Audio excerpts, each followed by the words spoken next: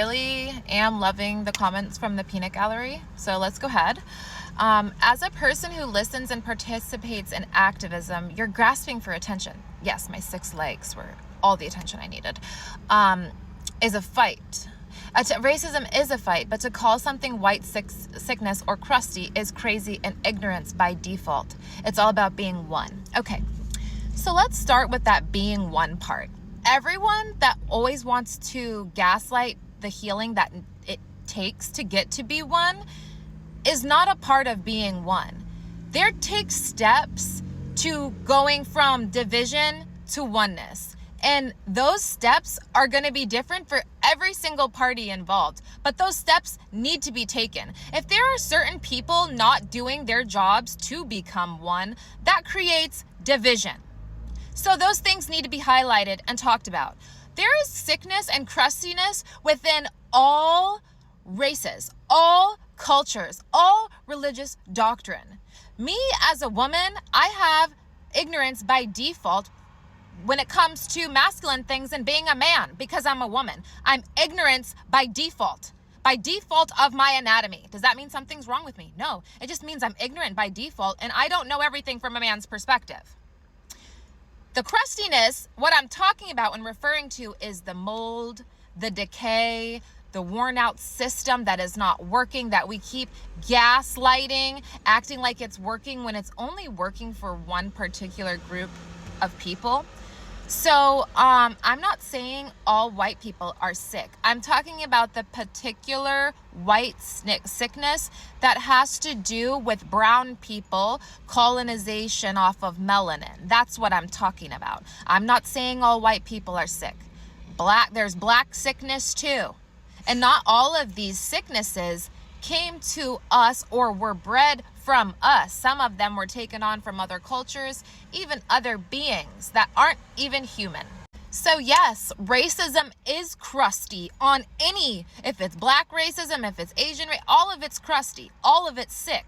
I'm sorry that me saying white sickness offended you. Why is it like every time it's about white people, they're like, you can't talk about us, but y'all can talk about everybody else. I don't even know but you just came off as a white person with this comment. This person was like a colonizer comment. We all want to talk about being one, right?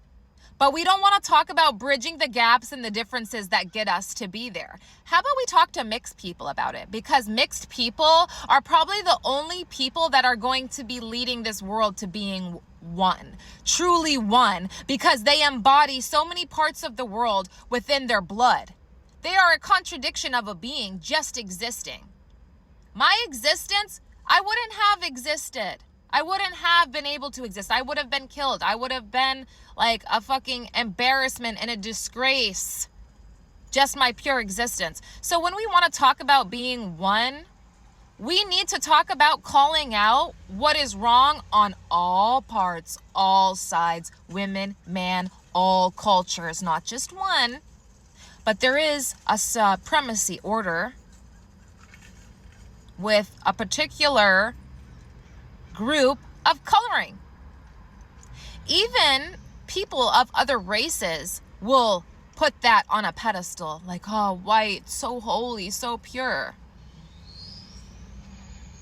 And black, so dirty, so not pure, needs our white help. Don't come on my page talking ignorance when you most likely have a small skew in perspective. Mixed people have a wider lens than most of you people because you grew up in one particular dynamic environment. Mixed people have a wide spectrum and array of experiences to base things off of. I'm not creating more division by simply existing. That's what a lot of people keep saying because I won't pick a side. Because I actually am bridging unity. So, think about it. Think about it.